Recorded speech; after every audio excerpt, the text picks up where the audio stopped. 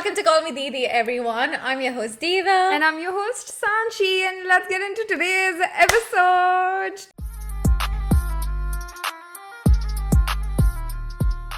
Today, we have a lovely guest with us. Her name is Onnie. Hi, Onnie. How are you today? I'm good, not too bad. A bit tired, but Saturday is always nice. I try to make Saturday my day off. Yeah.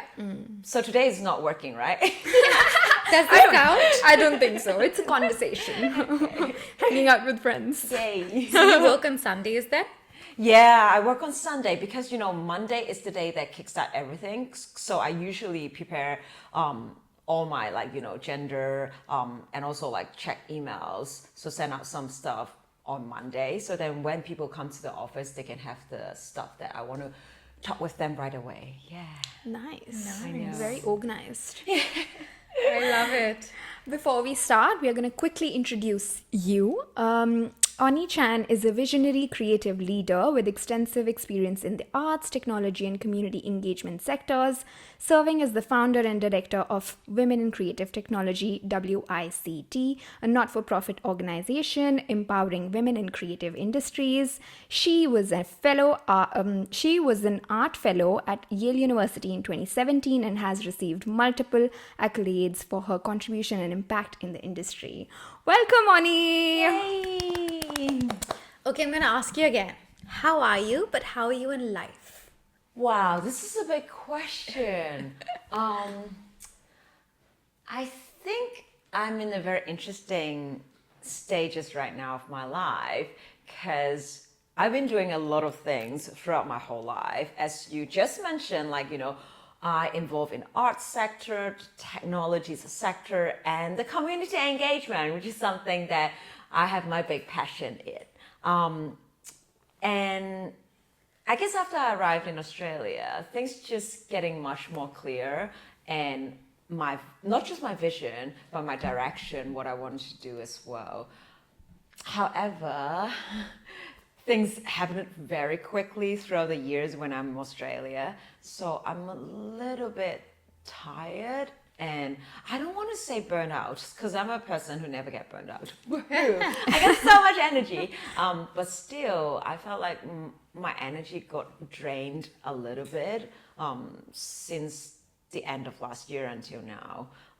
And also because now WICT Women in Creative Technologies is organizing a very big project. So I'm very excited about that project, but at the same time, because the projects involve a lot of different external parties. So when you're working with different external parties, they have different kind of energies, different hidden agenda as well, which actually you're kind of transforming yourself in different meetings. So that's why I mentioned that my energy got drained a little bit. Yeah.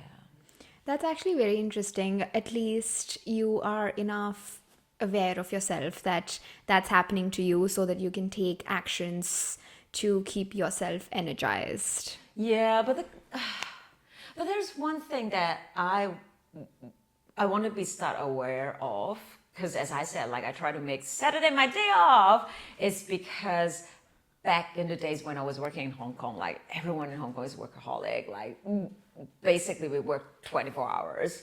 And I was kind of like that as well for a while until I was very sick. I got this thing in my vagina. It's like a small, I don't know if it's called a lump in English, but it's just a thing that whenever you got your period or from time to time, you will feel so painful right down there. And it has been lasting for quite a while, and I went to the doctor. The doctor said that, well, there is something there, but it's not big enough to have a surgery, because if you have a surgery, your body needs time to recover as well, and so on and so on. So maybe just give some time to observe and see how it goes. But after a few months, it just got worse. It got worse, and until a moment that I just can't bear it anymore. I can't even sit and work and talk with the others. So I was like, maybe I should take a break. And that was the moment that I realized traveling always give you a new perspective, or maybe like, you're less focusing on yourself or the work that you do. So I got relatives in Sydney. They were like, do you want to come to Australia for a while? Because we got the sunshine, the beach, and also great food as well. And I was like, yeah, sure. So I spent weeks in Australia, and then I felt the pain just become less and less. And when I returned to Hong Kong, I have to start working again. So I was just a bit worried. I went to the doctor before I start all the work, and turned out the thing just gone. Like magically, it was gone. And later on, I was like, you know what? I have to go back to Australia someday. That's why I decided to come back here. And also go back to the question that we first mentioned. This is why I have to be aware of my body. I don't want to get into that situation again. Like, no matter how much I love the work that I do, I think if I don't take care of my body, there's no way that I can continue those work. Yeah. That's actually so amazing, because like your body was trying to tell you to slow down Yeah, right? and look after yourself. I know, they really did that. Like back in the days when I was in Hong Kong, I got a lot of pimples actually, but I put on thick makeup as well. And you're so right, Sanji. Like the body already giving you signs like, hey, Onnie, there's something wrong. Like you have to look after yourself. But not until this big thing happened in my vagina. That's the moment I was like, maybe you have to seriously like look after your body. And you only got one body in your life, but you don't know how long you're gonna live for. So you just really need to take care of yourself. And you've mentioned so many places already. You've mentioned Hong Kong, you've come to Australia. I know you've lived in the UK, you've lived in the US. So why don't you just walk us through your journey of where it all started? Like, where were you born? You've lived in 5 different my places. God. Yeah. It would be a very long story. Are you sure about that? We I wanna can talk know- like for ages. Like maybe we need to spend 2 days in this, not just like a 1-hour section. Cause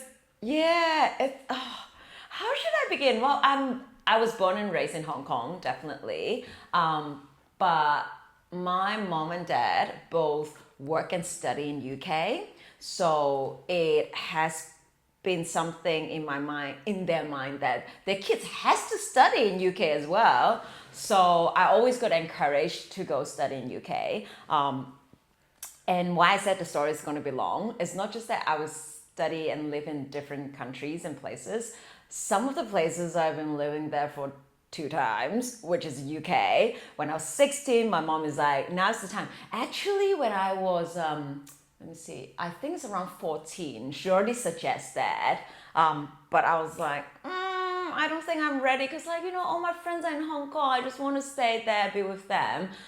But then, she will keep on persuading me. And I came from a single parents family, so I basically live in the same room with my mom as well. So how frequent I'm going to see this woman, and how frequently she's going to tell me that, how good UK is, you should try and go study there. So that's why eventually 16, I was like, okay, I'm going to try that. Sorry, not 16. I think it's around 16, 17, around that time. Eventually I went there. I studied fashion actually. Oh. Yes, I studied fashion image design. So basically I still draw those sketches, but we're mainly focusing on becoming like a design image consultant. So we'll help you to do mix and match, that kind of ideas. But again, we still need to do sketches and so on. But it wasn't a great experience. So that's why I was like, Mom, can I just come back? Like almost after a year or less than a year actually. And I told her like, can I come back? And she gave me these chances to went back to Hong Kong, and I do other things further study. I didn't go back to fashion as well because that wasn't a very great experience I have in UK. Do you want to know the story? It was very bizarre because the thing is like, I speak very good English, and that one is actually a school originally from Milan. So they're Italian, right? And then, oh, of course, like, you know, Italy, like they're also like a fashion city. I want to get in that school instead of like local London school. However, they got two different classes. One is for international students, so basically everyone speaks English. One is for Italian. And for some reason, I really still don't understand until now why they put me into an Italian course. What? Yes, I don't have a clue what's going on. So we have like a pre-cert class. So the pre-cert class, everyone speak English. Once you get into a bachelor class, they separate people into two different languages. And I can't, like after 3 months, I was like, I really don't understand a single word. What's going on? Like the classmate is amazing because the Italian is like, Onnie! But then I just don't know what's going on. And I have to start submitting my assignment as well. So I go to the headmaster and told him like, I just can't do that. And I don't know what happened with the people in the fashion industry. That guy is like, oh, don't be a drama queen, Onnie. Like, it's totally fine. Like, people like you in the class. Like, you can get along. I was like, I don't understand Italian. What's going on? Oh my god, that's so interesting. This is like just part of the story anyway. So that's why I went back to Hong Kong. But until I become much more mature, and again, I live in the same room with my mom. So mom is like, do you want to try it one more time? I was like, okay, mom. So I did it again for another course. But still, I think, you know, it's not just like the class or the courses that you study or the people you hang out with. Like the food, weather, and the living condition really cause everything. Like the weather is miserable, the food aren't really good. And the whole place is a little bit depressing. So turned out I was just like, no, this is just not a place that I want to live forever or the rest of my life. So eventually I returned to Hong Kong as well. And ultimately I find out why my mom keep on doing that to me, like persuading me to study in UK. Because now she moved to UK. She loved relocated in UK.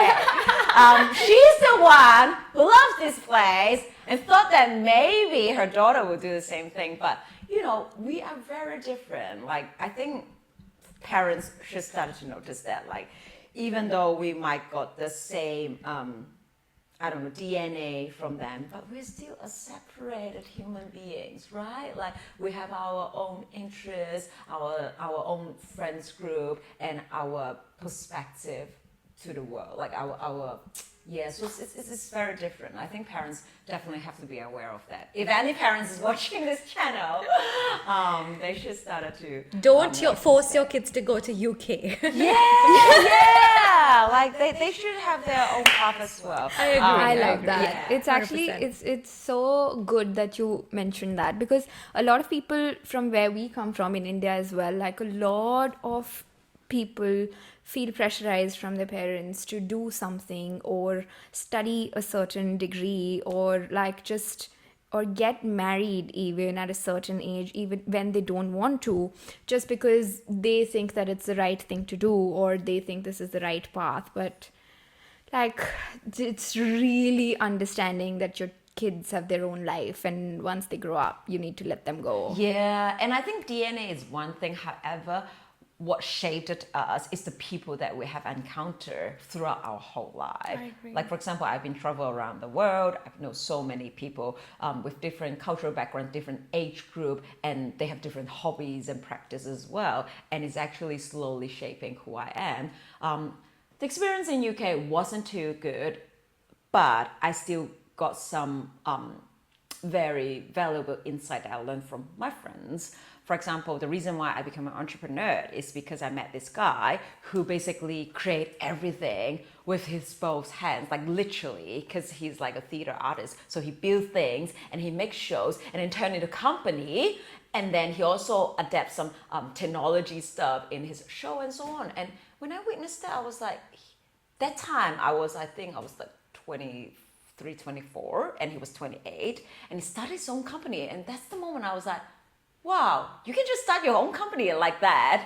I probably can start my own company as well. and that's why, I have this kind of vision that I would do my own thing. Although my mom is also a businesswoman, but my mom is quite passive in the business side. Like, she was actually got dragged into starting a business with other two women. So three of them, they do kindergarten's business. When I say kindergarten business, they literally build the kindergarten with system and all the infrastructure and also the actual architecture, building, everything. So three of them, they have different experts in that. My mom is definitely the education system, because that's what she studied in UK as well. And then the other is like just making it really cool, like international kindergarten school. So they got like swimming pool, they got like acrobatics training center inside kindergarten. I was like, what is this, mom? This is an enterprise, not just a kindergarten school. So that's what she do. But again, like, she's very passive. It's only like people ask her to do that and she'll be like, yeah. But I'm the person who is much more proactive. Like, I'm the one who like to initiate ideas and then start building things as well. So we have very different personality. That's why we like different places to live for the rest of our life as well. I still don't understand why she likes UK so much when the weather was so miserable. Anyway, so so fast forward, I also got a scholarship, so that's why I went to Yale University and I met some amazing people as well.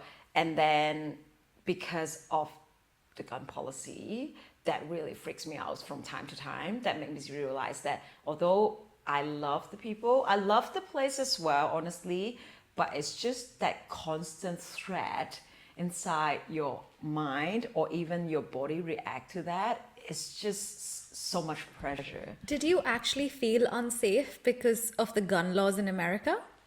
Not just me. I think everyone was very alert. No matter where you go, you can sense that kind of vibe and energy.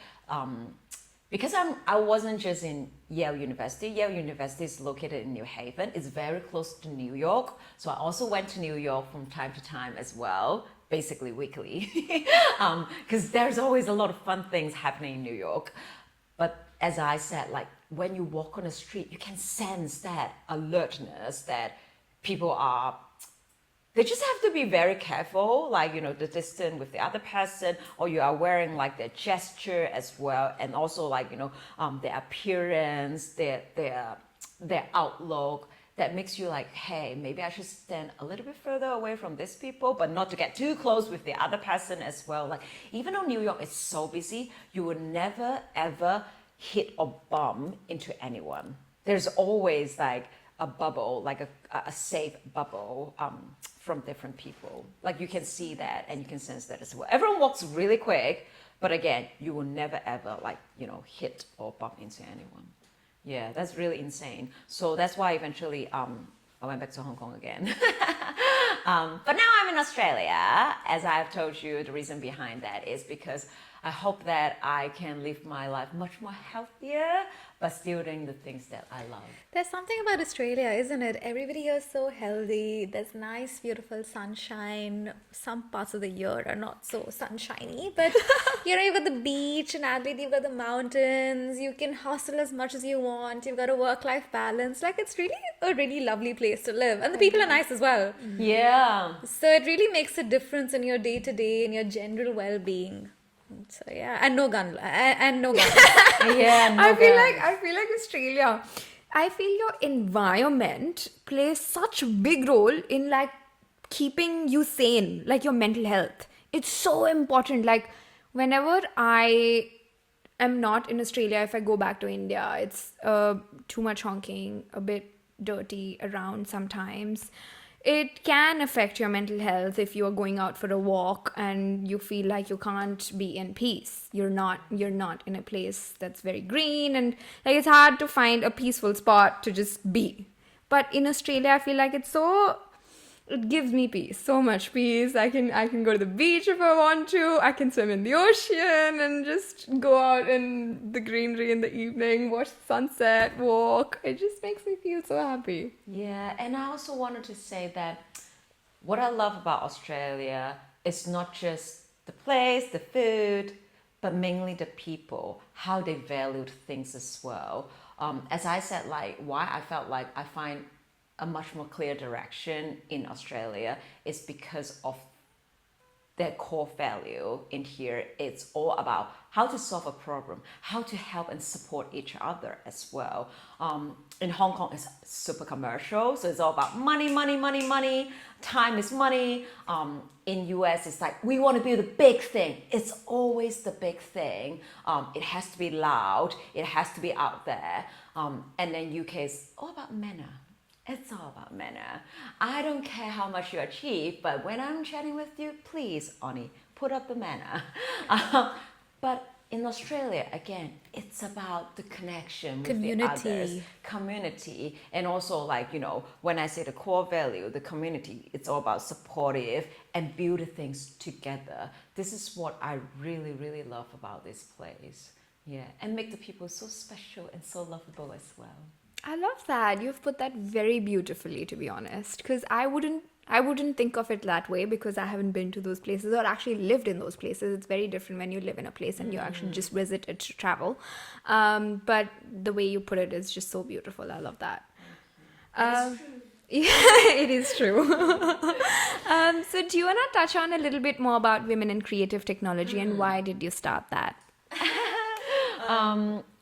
So we were originally a uni club, right? And the reason why I started a uni club is because once I got into my class, first of all, women minority, and then the second thing is, as I said, like, you know, my father passed away when I was really young. In my whole life, I've been nurturing by a woman and guided by a woman as well. And she also got two co-founder of her business are women as well. So basically, I hang out with all these like talented, very bright women in my whole life. But when I got into this tech study course, basically my course is called Master of Immersive Media Technologies. So we do all kind of mixed reality, XR, VR, virtual reality, AR as well.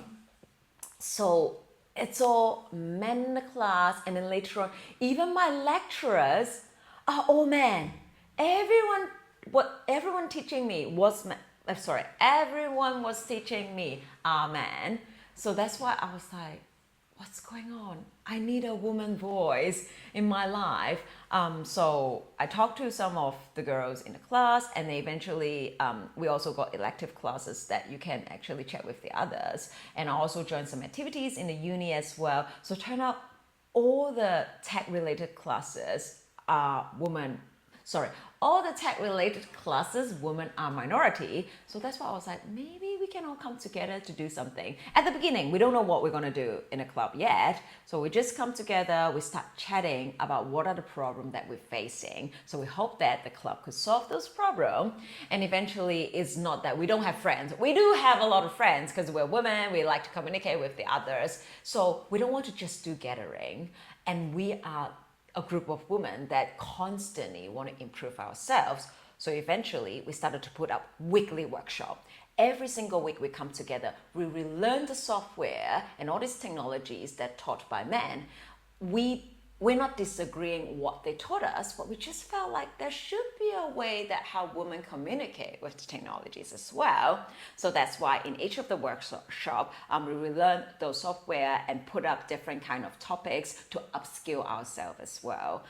And that's how the club created. And eventually we got so many women from other uni who are interested in joining us as well. Then we don't want to limit it just being a uni club. And eventually we'll turn into a not-for-profit organization and reach out to much more women who's not just studying in tech, but working in the tech industry already, because they have more barriers they wanted to share with the others. And they also have more knowledge in the technologies as well. That is beautiful. So when you were transitioning from being a uni club to actually being a not-for-profit organization, how was the transition like, and did you face any massive challenges? A lot of work, because first of all, you have to register as a not-for-profit organization, and you have to set up like constitution and all these things as well. So I'm so glad that there are other 3 women working with me and we build all these things together. And I guess like, you know, when you no longer a club, you don't get support from uni anymore. You have to find ways to find your own resources and support for the organization. It has been challenging and still challenging at the moment. So we just like constantly have to think of new ways to sustain the business, and also different kind of services that we can provide for the women in creative tech. So then they notice that this is a rapidly evolving world, and how do they keep on being not just like, you know, upskilling themselves, but eventually excel the performance as well. I love that. Just out of curiosity, you said it's a not-for-profit organization, but you also said it's a business, which I understand, right? A not-for-profit organization is also business. Do people who have founded a not-for-profit organization, do you take a salary from the business? I mean, I'm saying in general, like if there is a not-for-profit organization founder, is there a way to monetize it as well for yourself? Yeah, that's a very, very good question. So at the beginning, we also thought that, oh, it's a not-for-profit, like you can't get any profit. So how are you going to pay people who work in an organization? And turn out that I'm so lucky that I connect with so many other organizations in South Australia. And I remember one woman told me that, hey, Onnie, my organization has been sustained for over a decade, so over 10 years. Like there is a way for a not-for-profit organization to sustain themselves, but it's just that you need to find different kind of ways to do it to generate income. Because eventually, if you don't have money, you can't continue, no matter it's a business or not-for-profit. Correct. Like even people working for it need to be paid for their time, because otherwise they'll just go somewhere else where they can be paid. Yeah. And at the end of the day, you have to sustain yourself as well. So there's a time that you can put towards a passion, which is just a passion purpose, but you also need money for your general life, right? Exactly. And this is why I'm putting words out there as well, that if people want to support women in creative technologies, please come and talk with me. Because we really need, like, not just saying support, we need resources as well. Yeah. We always said we want support and support. Yeah. And as a not-for-profit organization, do you become eligible for grants that the government gives? Yes. Yeah. Lovely. We do, sorry. So then how did you start Ada Labs? Like how did the journey of Ada Labs started, and like how's that going? And tell us about it as well. Yes, so Ada Lab is actually slightly a bit different from WICT, and we really now started to make it very clear that Ada Lab is more just like a venue that let WICT to put up event. However, I think this is actually a great time that we have this discussion about Ada Lab, because we're going to let go this physical space very soon. We're going to move everything virtual. And there's a reason behind that. It's because we started to realize that maybe we have already grouped it most of the women, because we got like over 700 followers on our LinkedIn, which are mostly women. And we realized that, you know, Australia is a big country, but SA may be a small state. And the more we go to different conference, we notice that, hey, there are women in another state. They need this kind of service. They need this community as well. So we really want to expand our service to interstate. So that's why we want to move it like in a virtual platform. So it's more flexible, that we can have events and stuff, and also reach out to people in other interstate. So go back to event. We realize that nowadays people practice are not like back in the days, like, oh, this is the shop that I always go to. I will go there weekly. There's so many shops out there. This week I want to go to this shop. Next week I want to go to that shop. I just want something really fun, and I want to meet new people as well. So when we look at our track record, first year before we have Ada Lab, we actually have event in different venue. We can cater like 70 to over 100 people to our events, but Ada Lab is a small venue. So honestly, very maximum is 50 people in that space. But usually we will have around like 30 people for our events, and it's 30 people. Actually, it's better that, you know, you can walk around, talk with the others. 50 is like really, really packed. And the second thing, as I just mentioned, like, people just want to go to different place. Like, they also can get inspired by the other venue and also meet the people already, like, usually go to that area or with those friends as well. So that's why we don't want to limit it in a physical space. And moving virtual would give us more possibility to reach out to other people. So we're having this big project, a new one called Power Her Up. We really love the name so much because if we go back to why there's so less women in the industry, it's not just because, there are like less women applying for the jobs, that's why there's not much women in tech industry. It's because a lot of women already fade out when they were studying STEM. So we have to do work for uni students. We have to focus on the younger generation, nurturing them, how they could overcome all these obstacles. Just like back in the days when we have the club, right? Like we learn all the software in our own ways, find a specific ways to communicate with the technologies, then you will enjoy it. And they have to understand we will constantly make mistakes in our life, but if we find a way to overcome it, we will become a better person. Right? So that's why we're going to have this virtual platform that we're focusing on right now called Power Her Up. And when I mention it's a project, it's not just going to be just one online platform. We're going to put up events as well. There will be panel talks, there will be workshop, and we're thinking some really fun activities for women. For example, escape game rooms. Yeah, so we all get together. We do problem solving. There will be team building, and you have to solve certain problem in a time frame. So it's time management as well. And there will be etc. More events happening.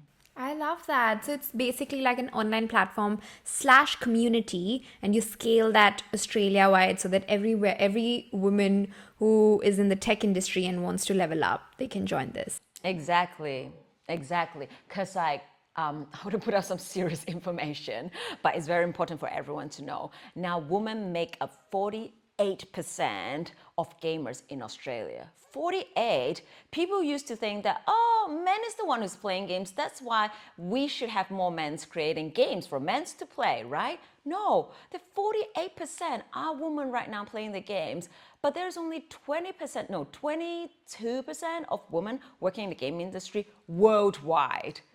I don't know how many in Australia take up that proportion, but only 22% of women are working in the industry. So imagine most of the games are created by men, and there are a lot of women playing these games are made by men, and the protagonists that you're becoming are men as well. So I'm a woman, I have to disguise myself as a man to play a game. Why is that? I enjoy video games. I want to play games as a woman and also encounter and communicate with other women in the games world as well. So we need more women to join the game industry, and we need women to create those wonderful games as well.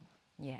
Yeah, I actually love that because games can be so impressionable on people as well. So imagine actually having to be a man in a game and then play it and then see the world of a game from a man's perspective. Like, yeah, right? it comes down to patriarchy, doesn't it? Like, it's just everything is first led by men and then women have to follow. And that would actually train your mentality as well, because once you encounter in the virtual world in that way, those practice will be applying in the physical world as well. Just like you mentioned, diva, right? Like if we want to be a diva, we have to start practicing as a diva. But if we're always in a mindset of a man, then we thought that this is the correct mindset, and we would just do things in that way. And eventually it will shape the world in that particular way as well. I agree. In fact, I was telling Sanchi about Wonder Woman, the superhero movie, right? It's one of my, I guess, only liked superhero movies, because in all the others, except for Superwoman, I guess, it's always a male protagonist. It's always the man who's out there winning things, achieving things, saving the world, and the woman is just like the female character looking pretty on the side. Yeah. But Wonder Woman, I was just telling today that it had such a huge impact in me because the woman there is strong and hot, but she's out there like looking after her community, fighting men, and winning. And that had such a big impact on me. And things like games and movies do impact people, and you are impressionable as a person. So kudos to you for doing this, because I think it's actually a big problem to solve. We can only be what we see, right? If we don't see it, we won't be that. So we need to create all this, like, as you said, like successful woman image to showcase the younger generation to notice that, hey, there is a possibility that I will one day become that woman as well. Or else they would just be like, okay, this is something only men will do. And then women is just need to be pretty and stand next to a successful man. And we have to change this kind of concept. You always wanted to be an Yeah, I entrepreneur. always wanted to be an entrepreneur. Besides, like my friends, he did it himself, and I saw that it's possible. I still have this mindset that to create, I didn't know back in the days that is called entrepreneurship. I just know that I like to build things. I like to have my own little team. Like, back in the days, I got all these like lovely dolls, like cuties. What do you call that in Australia? They call it like squishy.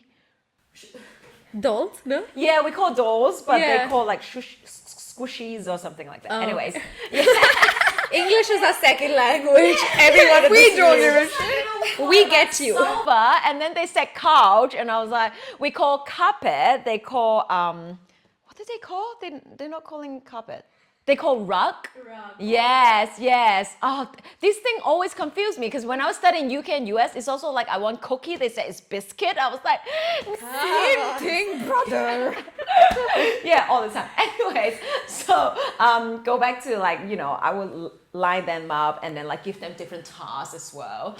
And I like to play with Lego because you can build your own thing. So I'm always a person like that, like to build my own thing and then making this thing to transform as well. So anyways, so since you have this like entrepreneurship spirit and mindset, you want to, again, look at those role model and hopefully one day you will become them. But most of the movies, most of the books, it's all about successful men, right? Like successful businessmen, successful men entrepreneur. I seldom find women's entrepreneur movie, and it happens right now as well. So I guess like, creative tech, meaning so many different industry, like we focus on game industry, but even like, just like you mentioned about Wonder Woman, like the film industry has to be do more as well, because those things really impacting the others. I agree. And something really special I find about your events, the WICT events, is that I feel so comfortable in a space like that because I'm surrounded by women. Women in general are so nurturing as just humans. And you just feel like you're being looked out for, as opposed to me going to a networking event where there are lots of men, no hate to men. But it just feels so like it's just give and take. Like, what can you give me? What can I give you? That's the relationship. But when you go to an event where it's full of women, it just feels so positive. Like you actually care for each other and you want each other to succeed. And you'll actually put the effort to make the other person feel comfortable if they're feeling a little bit out of place. So I love what you're doing. I just find that just women in general are so nurturing, and I think that's really a superpower. Like that's who we are, and that's what we can bring to the world and actually own it and help other women along the way. So yeah. Yeah, I think it's the nature of women. If you look at like the history of human race, in Stone Age, is that they call it Stone Age? Like, men is going out there to hunt, so they're very competitive. They do have their responsibility. That's why it shaped their mentality to become like, we has to be, conquered. We have to have our own territory to protect our people. But women is all about like, when they're out there, we build our own community. We care about them because men don't have time for that. So we are the one who giving out all this love and support. I guess it already starts from there. It's shaping all our personality and also the characteristic of like women and men as well. So we always said that whenever you're in a networking event, sometimes men didn't do it intentionally. I think they do it unintentionally. Once they start talking and then they feel the interest between another man, they start closing the circle. Yeah, but again, it's unintentionally. And, mostly men are slightly a bit taller than women as well. when I say unintentionally, I think that they don't really sense that there's a woman maybe standing next to them because they're slightly bit shorter, and they get so focused in the topic and things that they're talking about. So sometimes they slowly close their group when we're talking. And women just have a tendency all the time. If you go to any networking event, you can see women is always like including the others. Whenever they sense, oh, there's like someone that they will like, they will open up, give space, and letting them to join the conversation. So that's why I said that maybe it's like a certain characteristic of women and men, and it's just something in our mind for decades or ages in our life. Yeah, I just find it very interesting. But again, I think it's something that unintentional, but we have to address them. Because if you tell men, they will be like, oh, Onnie, we didn't notice. And they will do the same thing to include the others as well. Nice. I completely agree with you, and I've noticed the same thing. So 100%. Sure, Diva is someone who doesn't really enjoy going to the networking events, but I remember sending her your Women in Creative Technology event, and she said, yes, I'll come, and then she came for the first time. And I came for another one. I go to any women-only networking events happily. There's another one happening, I think, next week. And the WIC event is also happening, and I will be there. But there's another one which was a women-only event. And I was like, yeah, I'm going to sign up. And it's just something about, like, I'm a huge feminist at heart, like a massive feminist at heart. So if even I can support another woman, I'll do it in a heartbeat. But I guess, it's also a mindset thing that I have to work on and go to these, gender neutral networking events, because at the end of the day, you don't only get to work with women. It is it unfortunately is still a man's world, and patriarchy still exists. So I think it's important to just do what you have to do. It's very true. Like, even though we're constantly supporting women, empowering women, and as you said, like, we always got invited to those women events as well, but still, this is a man and woman and all other genders world. Like, there's so many people in here. So I just want to quickly share an experience which happened like 2 days ago on Wednesday. I was talking at the Western Job Expo. Of course, like, if they know my organization, right away they know I'm empower and support women. I get onto stage with other two very successful and experienced people who are working in like more like labor organizations. So that's why we also attract a lot of like people who are interested in labor works as well. So when I say that, that means there's a lot of men in the room. At the beginning, I was still very passionate talking about all these things, like why we have to support women and how important it is to get more women into tech industry. But of course, there will be certain moments that you felt like, oh my God, but you're talking to a lot of men in the room right now. Are you persuading them to support women, or they are actually against this idea? So there were moments that I was doubting and losing my confidence as well, until there's this woman sitting next to me. She also started talking about how their company try to support diversity, getting more women into the industry, and she also got a vision in that as well.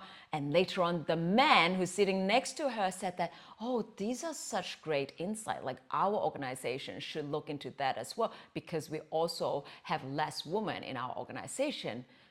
And those are the time I realized that how powerful it is when we all comes together and support this same idea.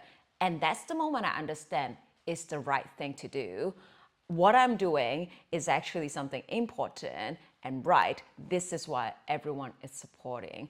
So what I want to say is, if you go to those gender neutral events, find the right people first, and then get that empowerment and support, and then eventually it will be totally fine to talk with the others. Because also, again, like, after all, we're human beings. Like, we all have this, like, love and caring in us. It's just that I think mostly is because of the upbringing or the concept that we got taught when we were younger that shape who we are. But if you go back to, like, no one's wanted to hate someone for no reason. Yeah, who we are. Yeah, that's right. Before we end this episode, I want to ask you, if you have to give one advice to your 20-something-year-old Onnie, what would it be? Just think of that tiny Onnie in your head in her early 20s. What would you say to her? He did get lots of recognition award as well, but he also got cancer. He has been struggling with cancer for a while. He got healed, but a few years later, he passed away because of another reason. He was saving someone from the sea when there's an accident. Like he was like, throughout his whole life, it's always about the others. And I was aware of that because, you know, that happened when I was 10 years old. I was always struggle that how much I gonna give the others of my own life or my own time, because I witnessed that in his life. But the older I grow, I just started to understand why he did that.